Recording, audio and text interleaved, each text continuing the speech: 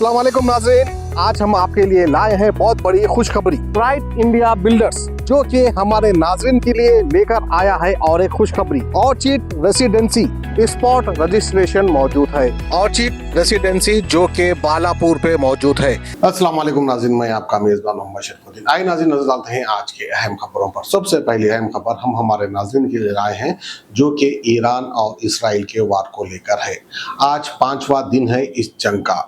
लगातार एक दूसरे पर हमला कर रहे हैं, ईरान इसराइल पर और इसराइल ईरान पर। जहां तक ईरान का सवाल है, ईरान जो है लगातार बड़े बड़े हमले कर रहा है इसराइल पर। इसराइल की हालत इतनी बुरी आज से पहले कभी नहीं हुई थी। इसराइल का जो घुमंड फकर था वो टूटकर चकनाचूर हो चुका है। इसराइल का प्राइम मिनिस्टर नेतन्याहू डरपोक बुज़दिलों की तरह जो है जाकर बंकर में छुप बैठा है, ये सभी जानते हैं।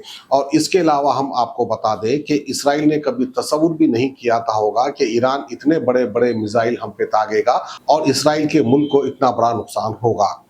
ईरान का मेन टारगेट जो है इसराइल का जासूसी अड्डा जिसे मूसाद कहा जाता है, उस पे लगातार बड़े बड़े मिसाइलों से ईरान हमला कर रहा है मूसाद के हेडक्वार्टर्स पर, जो कि इसराइल की जान मानी जाती है।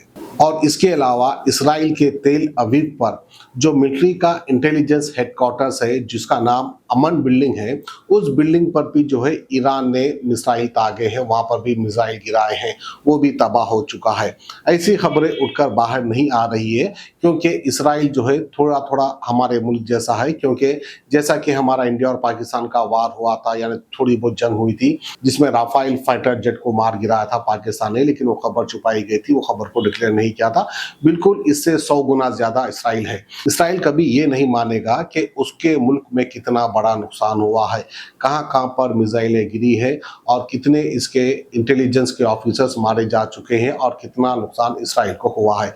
ये दुनिया को बताना नहीं चाहता क्योंकि दुनिया के अंदर ये दादागिरी करना चाहता है और दुनिया को दिखाना चाहता है कि मैं जो हूँ सबसे बड़ा ताकतवर हूँ। अब तक इसका पाला जो है फलस्तीन के गरीब मजलूम मुसलमानों से पड़ा था, लेकिन अब पहली बार ताकतवर मुल्क ईरान से पड़ा है। क्या ईरान ये जंग जीत पाएगा? एक सवाल उठ रहा है। ईरान तो ताकतवर मुल्क है, लेकिन बड़े अफसोस की बात है कि ईरान अकेला ही ये जंग लड़ रहा है। पीछे से सपोर्ट चाइना का तो है, लेकिन चाइना किस हद तक साथ दे पाएगा? पीछे से रशिया भी साथ है, रशिया किस हद तक साथ देगा, कहां तक देगा? क्योंकि ऐसे आसार नजर आते हैं कि रशिया शायद बीच में ईरान का साथ छोड़ देगा, क्योंकि इसकी लगातार अमेरिका के प्रेसिडेंट डोनाल्ड ट्रंप से बात हो रही है पुतिन की, तो रशिया पर भी ज्यादा भरोसा नहीं कर सकते सिवाय चीन के।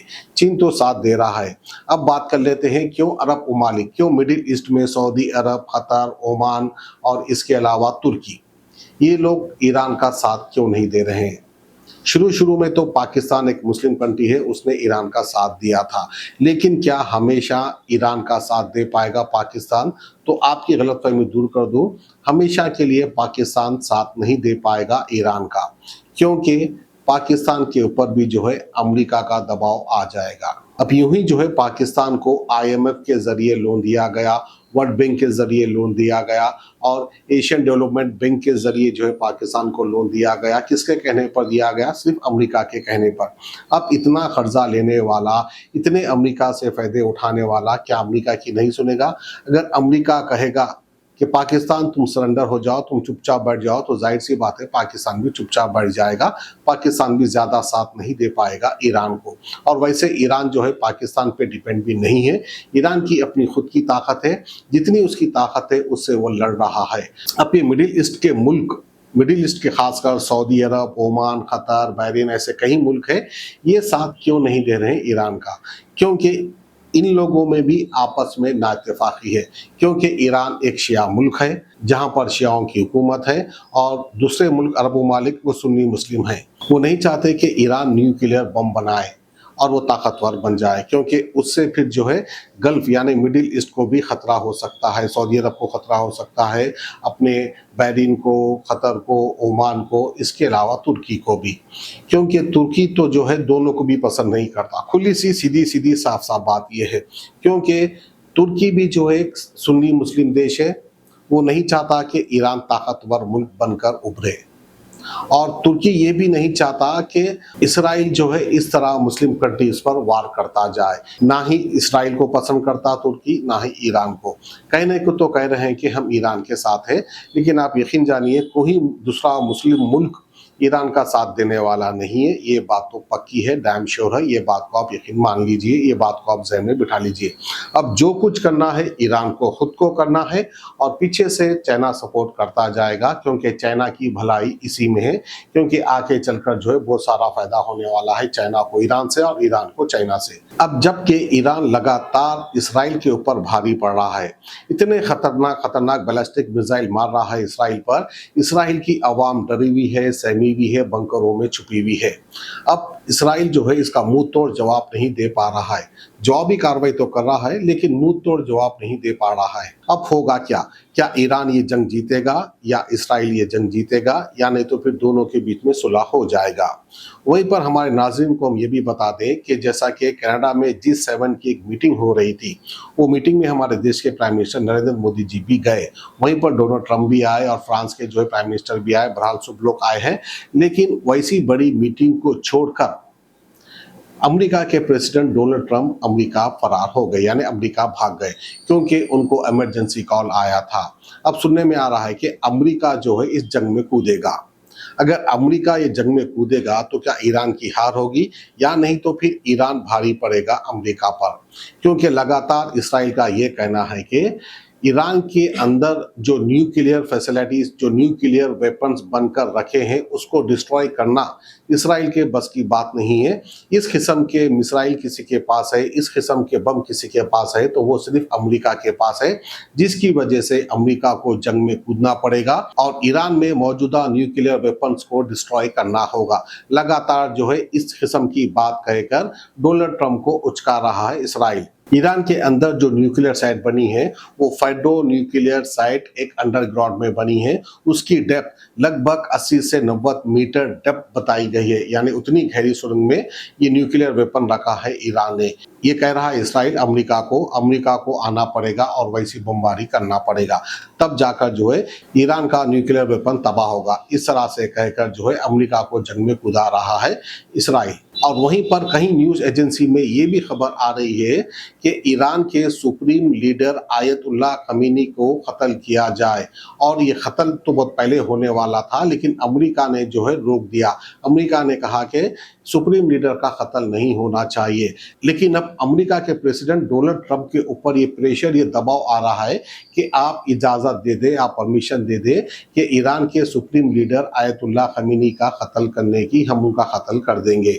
और ये कोई नामुमकिन भी बात नहीं है, चाहे तो कर सकते हैं, क्योंकि ईरान के अंदर मौजूदा जासूस, मोसाद के जासूस आज भी मौजूद है।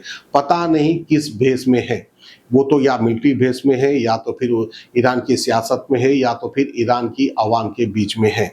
और हम आपको ये भी बता दें कि ईरान जो है अपने आप को एक कट्टरपंथी शिया मुल्क बताता है। वो तो ठीक है बताता है, लेकिन ईरान के अंदर बहुत सारे यहूदी भी मौजूद है, इतनी बड़ी तादाद में मौजूद है कि जो है पार्लियामेंट में उनका एक एमपी भी है, यानी यहूदियों का एमपी भी है। जब इस तरह से आप एक कौम को अंदर बसा लेंगे तो जाहिर सी बात है उसमें भी कितने जासूस होंगे मोसाद के। उन लोग को वहां से नहीं भगाया, उन लोग को वहां से नहीं ढकेला। अब इसी बात को लेकर इसराइल ये कोशिश कर रहा है कि किसी भी तरह जो है हम ईरान पर कब्जा करें और वहां पर हमारी मनचाही हुकूमत हो। लगातार हमले के बाद अब ये भी खबर आ रही है कि ईरान में मरने वालों की तादाद 200 से ज़्यादा हो चुकी है, 300 भी क्रॉस कर चुके हैं, और कहीं लोग जो है ज़ख्मी भी हैं। वहीं पर इसराइल में सिर्फ 8 से 10 या 12 लोगों की मरने की खबर आ रही है, जो कि हम फेक भी कह सकते हैं, क्योंकि वहाँ पर भी मौतें हुई और अच्छी तादाद में मौतें हुई, क्योंकि इतने ख़तरनाक मिसाइलों से लगातार ईरान भी वार कर रहा है इसराइल पर। तो ये थी हमारी आज की खुसूसी खबर ईरान इसराइल के वार को लेकर। खुदा हाफिज़। गेटेड कम्युनिटी है और यहाँ पर खूबसूरत विलास बनकर रेडी है, जो कि फेस 1 के नाम पर मुकम्मल हो चुका है। आइए फेस 1 और फेस 2 वालों के लिए यहाँ पर बहुत ही खूबसूरत मस्जिद बनाई गई है, कुबा मस्जिद। देखिए ऑर्चिड रेसिडेंसी का ये है फेस 2, जहाँ पर आपके लिए 223 प्लॉट मौजूद है। मिनिमम 150 स्क्वायर यार्ड, यानी तो फिर 200 स्क्वायर यार्ड्स के प्लॉट्स यहाँ पर मौजूद है। कम से कम कीमत पर यहाँ पर प्लॉटिंग हो रही है। अगर आप चाहे तो यहाँ पर प्लॉट ले सकते हैं। स्पॉट रजिस्ट्रेशन मौजूद है। ऑर्चिड रेसिडेंसी जो के बालापुर पे मौजूद है। चंदन गुट्टे से सिर्फ 2 से 3 किलोमीटर के दरमियान पर ऑर्चिड रेसिडेंसी। प्लॉट बुक कराने के लिए स्क्रीन पे दिए गए नंबर पर आप कॉन्टैक्ट करें।